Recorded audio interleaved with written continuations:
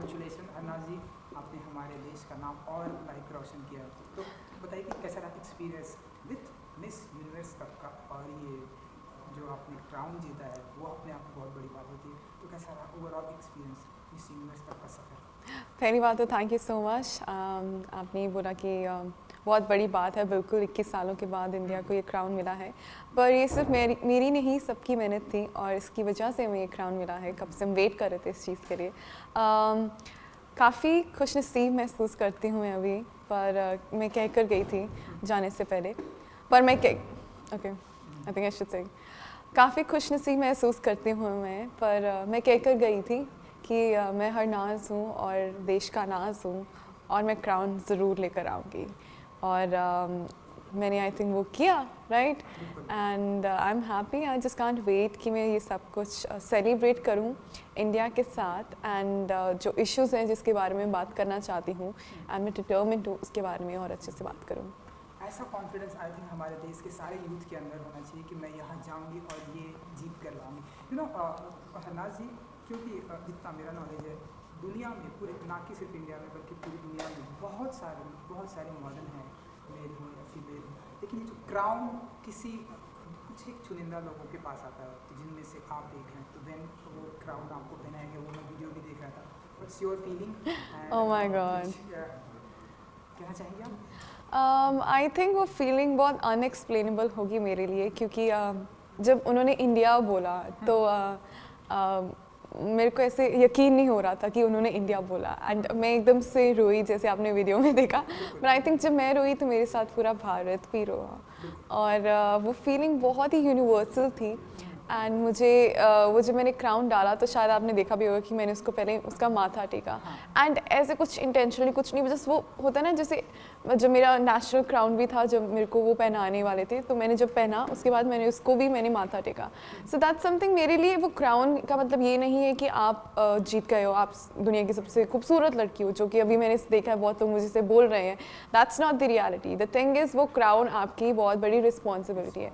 तो आप जब कोई चीज़ लेते हो ना, जब आप कहीं पर भी जाते हो, तो यू आर ग्रेटफुल, आप पहले उसका शुक्रिया अदा करते हो। तो मैंने पहले क्राउन का शुक्रिया अदा किया कि आपको लगता है कि मैं वो पहनकर उन सब बातों पे या उस क्राउन को अच्छे से संभाल सकूं, और वो मेरी रिस्पॉन्सिबिलिटी है। और मैं अपनी देश के इंडिया से आती हूँ, और मैंने अपने देश को तो प्राउड करना ही है, पर अब मेरे ऊपर सब पूरी दुनिया की रिस्पॉन्सिबिलिटी है। तो जब उन्होंने वो पहनाया तो मुझे तब से ही वो रिस्पॉन्सिबिलिटी महसूस हो गई थी, और मैंने बोला अपने आप को कि हाँ, अब तो जो करना चाहती है वो अब तो करेगी, and now it's happening in your life. Harnaaz ji, मैं आपसे जानना चाहूँगा कि ये बचपन से आप ऐसे पार्टिसिपेट करना चाहते थे, या बचपन से आप ऐसे मिस यूनिवर्स, मिस इंडिया, इन सब प्लेटफॉर्म को ज्वाइन करना चाहते थे, या कब आपके दिमाग में आया कि मुझे ये ज्वाइन करना चाहिए, या कैसे? हाँ जी, अब वैसे मैंने बचपन से कभी नहीं ऐसा सोचा था कि मैं मिस यूनिवर्स के लिए जाना चाहती हूँ, क्योंकि छोटे होते मुझे पता भी नहीं था मिस यूनिवर्स क्या होता है। पर जैसे मैं बड़ी होती रही और मैंने इंस्पिरेशन देखी सुष्मिता सेन मैम से, लारा दत्ता मैम से, एंड प्रियंका चोपड़ा से, मुझे ये रियलाइज़ हुआ कि मैंने भी इनके जैसे बनना है। यू नो कि जिस वे में इन्होंने मुझे इंस्पायर किया है, मैं भी किसी लड़की को ऐसे इंस्पायर करना चाहती हूँ, किसी को भी, कि अपने आप पर हमेशा यकीन रखो और सब कुछ आपको मिलेगा अगर आपके नतीजे, आपकी जो नीयत है वो साफ़ है। तो ऐसे ही मैं मतलब मुझे अच्छा लगा जब मैंने रियलाइज़ किया, मेरे को ये पता चला कि मैं एक्टिंग भी कर सकती हूँ, मुझे एक्टिंग करना बहुत पसंद है, एंड मैंने ये भी देखा कि I can become a model also. So ऐसे ही धीरे धीरे मैंने अपने आप को एक्सप्लोर किया कि हाँ, मुझे ये करना अच्छा लगता है। सब जब आपको एक बार आपके अंदर वो जज्बा आ जाता है ना कि मैं करके दिखाऊंगी अपने लिए, तो फिर आपको दुनिया में कोई नहीं रोक सकता। सो वो एकदम से आया when I was 17 years of the age. तो उसके बाद मैंने कभी पीछे मुड़कर नहीं देखा, और जो मर्ज़ी हो जाए दुनिया में, मैं हमेशा डट के रही हूँ कि कोई मेरा तहस नहस नहीं कर सकता। इनिशियली वो पंजाबी में कहते हैं ना कि इधर दा उधर कुछ नहीं कोई कर सकता, वो अपने आप स्ट्रॉन्ग बिल्ट होता रहा मेरा एटीट्यूड। और यही मेरी एडवाइस होगी यंग विमेन को ऑल अराउंड द वर्ल्ड कि जब आपके अंदर आपका अपने आप पे यकीन है, तो आपको दुनिया में कोई भी नहीं रोक सकता। आपको बहुत लोग आएंगे आपको मतलब नीचा दिखाने के लिए, या मे बी आपको ऐसे लगेगा कि मैं टूट जाऊँगी, पर आप जब तक आपका अपने आप पे कंट्रोल है, कुछ भी नहीं हो सकता। बिल्कुल बिल्कुल, अब आपका कोई कुछ भी नहीं कर सकता। तो हम ऐसा माने, क्योंकि हरनाज जी, ये जो रास्ता है जहाँ जो आपने मुकाम हासिल किया, ये रास्ता आप कहीं ना कहीं बॉलीवुड की तरफ भी जाता है, क्योंकि चाहे आपने बात की लारा दत्ता, सुष्मिता से, जितने भी लोगों को ये टैग मिला, आज हम देख रहे हैं बॉलीवुड में उनका बहुत ही अच्छा नाम समझ, और आपने एक्टिंग की भी बात की, तो हम ऐसा माने कि अब हरनाज जी जो है इसके बाद ये 1 साल तक का जो भी प्रोसेस है उसके बाद अब आप एक्टिंग में हम आपको देखेंगे ऐसे कुछ? Well, it's too soon to describe that how my future will look, to be honest, क्योंकि अभी कुछ भी नहीं पता है क्या होगा ज़िंदगी में.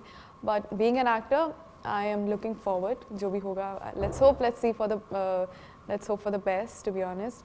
But acting हमेशा मेरा passion रहा है और मैं एक्टिंग के थ्रू लोगों को इंस्पायर करना चाहती हूँ, क्योंकि आज की दुनिया में सब एक्टिंग से बहुत इंटिमिडेटेड फील करते हैं, बहुत उनको ऐसा लगता है कि काश हम भी उस कैरेक्टर में होते, काश हम भी उस मूवी में होते. तो पता है हमें कैसे सबको इन्फ्लुएंस करना है, और अगर है वो कला तो आप उसको यूज़ करो सही ढंग में, एंड ये प्लेटफॉर्म से अपने दिल की भी सुनो और लोगों को इंस्पायर भी करो. So let's hope for the best. बिल्कुल बिल्कुल. सो आपका favourite actor? Shahrukh Khan. And female? Deepika Padukone. I think best Om Shanti Om duo मुझे काफ़ी अच्छा लगता है. Not only acting, it's not only about on screen वो कैसे हैं, बट ऑफ स्क्रीन भी वो कैसे हैं. मेरे लिए हमेशा मैं हमेशा जब आर्टिस्ट को देखती हूँ एज एन ऑडियंस और एज एन एक्टर, तो मैं उनको उस ढंग से देखती हूँ कि ऑन स्क्रीन ही नहीं ऑफ स्क्रीन भी वो कैसे हैं. तो उनका दोनों का जो एटीट्यूड है वो काफ़ी डाउन टू अर्थ रहा है, और जिस ढंग से उन्होंने अपने आप को क्रिएट किया है, अपना ऑरा, एंड हर चैलेंज को उन्होंने फेस किया है, आई थिंक वो हम सबको सीखना चाहिए. Sanjay Leela Bhansali, I love his work, I love the quality. जो वो मूवीज़ करते हैं वो मुझे बहुत ही मतलब वो आई लव इट. वो होता है ना एक आर्ट को वो बहुत अच्छे में दिखाते हैं एंड हर चीज़ की डिटेल्स देखते हैं. तो उनको ज़रूर बहुत टाइम लगता है मूवी बनाने का, बट वो वर्थ इट होती है. And every movie that I watched his movie, every movie it's just the best till now. So no doubt he's my favorite. And favorite politician? Oh God, I think that is no favorite in that, to be honest. I'm sorry to say that, क्योंकि सबके opinions different होते हैं, and I think especially I would like to हाल फिलहाल में कोई film आपने ऐसी देखी जो आपको बहुत इंस्पायर हो, क्योंकि आपको एक्टिंग पसंद है इसलिए जो आपको बहुत ही इंस्पायर? आई थिंक जो मेरी फेवरेट मूवी अभी तक की रही वो मैरी कॉम है. द वे उन्होंने, क्योंकि मैं हमेशा विमेन एम्पावरमेंट पे बात करती हूँ, सिर्फ बात ही नहीं है, I have seen that closely, और मुझे पता है कि मैंने क्या ब्रेक करना है वो स्टेरियोटाइप. तो वो मैरी कॉम मुझे बहुत इंस्पायरिंग लगती है. दंगल भी है, बट वो होता है ना कि जैसे हर मूवी अपने आप में अच्छी है, दंगल अपने आप में मुझे बहुत अच्छी लगती है और मैरी कॉम अपने आप में. तो जब भी वो गाना है ना, दिल जिद्दी है, आई थिंक वो हर इंसान में वो उसका दिल है वो जिद्दी, बस उसको ढूंढना है कि वो किस चीज़ के लिए जिद्दी है, और जब वो जिद पकड़ लेता है तो वही बात, कुछ नहीं, उसका कोई नहीं कुछ उखाड़ सकता. बिल्कुल. एंड जब जिद पकड़ लेता है तो हमारे सामने मिस हरनाज प्रेजेंट होती हैं. सो क्योंकि आप चंडीगढ़ पंजाब से आती हैं हरनाज जी, इसलिए मैं आपसे जानना चाहूँगा कि आपको आपके स्टेट के लिए अगर कुछ करने का मौका मिला, लाइक चंडीगढ़ के लिए अगर आप जहाँ से आप आती हैं कुछ करने का मौका मिला, कुछ ऐसे बदलाव लाने का मौका मिला, तो वो क्या कुछ होगा जो आप चाहती हैं कि आपके गाँव में, आपके होम टाउन में? Well, definitely talking about the women empowerment. सिर्फ मेरी कम्युनिटी में ही नहीं, पूरी दुनिया में, क्योंकि I think right to education, right to work is important. उसके साथ साथ right to choose your own partners बहुत ज़रूरी है, और ये हमें उनको समझाना है इसका मतलब क्या है, क्योंकि सबको पता है कि हमारी लेजिस्लेशन पावर कंट्री की सबसे स्ट्रॉन्ग है. We have the lengthiest constitution, but हमें एग्जीक्यूट करने के लिए इंडिविजुअल्स को समझाना पड़ेगा. उसके बारे में मैं ज़रूर बात करूँगी, but let's be practical. Climate change के बारे में भी मैं बात करना चाहूँगी, क्योंकि आई थिंक वो बहुत ही ऑब्वियस है. उसको ये नहीं मैं कहूँगी कि ये एडवोकेसी है मेरी, क्योंकि वो हर इंसान की एडवोकेसी होनी चाहिए ऐसे. तो Chandigarh is a very clean and beautiful city. तो वहाँ से मैं सिखवाना चाहती हूँ सबको, जैसे Chandigarh is very organise, Chandigarh is very clean. तो बाकी सिटीज़ में, बाकी कंट्रीज़ में, maybe lot of countries like Israel में हम गए थे, तो Israel is doing a lot of great things towards climate change, और हमें उस कंट्री से सीखना चाहिए. बट अगर मैं इंडिया के बीच में रहकर बताऊँ कि चंडीगढ़ से हमें क्या सीखना चाहिए, रादर देन मैं कहूँ कि चंडीगढ़ में क्या बदलाव आना चाहिए, तो आई थिंक वो क्लीन ब्यूटीफुल सिटी कैसी है उसमें हमें सीखना चाहिए. सो मुंबई, इंडिया एंड इंडिया के बाहर पूरे ऑल ओवर वर्ल्ड अब आप ट्रैवल करने वाली हैं, तो अगर आप कुछ बता सकें कि आपको ऐसी कौन सी जगह पर जानी है जो आपकी फेवरेट है, आप जाना चाहते हो? जाना चाहते हैं? इसराइल मेरी एक ड्रीम डेस्टिनेशन थी. जीता बिल्कुल इन द होली लैंड. तो थैंक गॉड मेरा वो फुलफिल हो गया. अपार्ट फ्रॉम पेरिस, जहाँ आई थिंक सब जाना चाहते हैं, मुझे अपना भारत भी बहुत पसंद है, सो ऐसा नो ऑफेंस, बट मैं जापान ज़रूर जाना चाहती हूँ, क्योंकि उनकी जो टेक्नोलॉजी इतनी एडवांस्ड है, एंड वो इतने फोकस्ड है वहाँ पर, you know they respect time, and I think time is timeless. तो वो मैं वहाँ पर जाके देखना चाहती हूँ कि वो कैसी टेक्निक्स यूज़ करते हैं, उनसे कुछ सीख कर मैं उसको आगे ही आगे जिस कंट्री में जाती रहूँगी उससे कुछ सीख कर और नेक्स्ट कंट्री को पास करूँगी, उनसे कुछ सीख कर नेक्स्ट कंट्री को पास करूँगी। I think it's never enough, क्योंकि हर कंट्री से मुझे कुछ ना कुछ सीखने को मौका मिलेगा, और मौका मिले तो पूरी दुनिया घूमना चाहूँगी मैं। यू नो नाज़ी, क्योंकि आपने बताया कि एक्टिंग में हम आपको देखेंगे, आई विश कि जब ये आपका सारा प्रोजेक्ट खत्म होने के बाद हम आपको एक्टिंग में देखेंगे। इसके अलावा और किन किन चीज़ों का शौक रखती है, लाइक सिंगिंग का? बिल्कुल, मुझे सिंगिंग का बहुत शौक है। मैं अपने आप को एज अ प्रोफेशनल सिंगर नहीं बुलाती हूँ, शौक से ही मैं सिंगिंग करती हूँ। Don't worry. 1 second, sorry. मैं अपने आप को एज अ प्रोफेशनल सिंगर तो नहीं बुलाती हूँ, बट मुझे सिंगिंग करने का बहुत शौक है। मुझे कपलेट्स शायरी लिखने का बहुत शौक है। मिमिक्री मुझे लगता था एक मेरा हिडन टैलेंट है, बट आई थिंक वो सबको पता चल गया। अपार्ट फ्रॉम दैट मुझे गार्डनिंग का भी बहुत शौक है, क्योंकि मेरे दादाजी फार्मर थे और मेरी मॉम को गार्डनिंग का, सो वो होता है ना कैसे आपको वहीं से आता है। तो मुझे नेचर के साथ भी रहना बहुत पसंद है।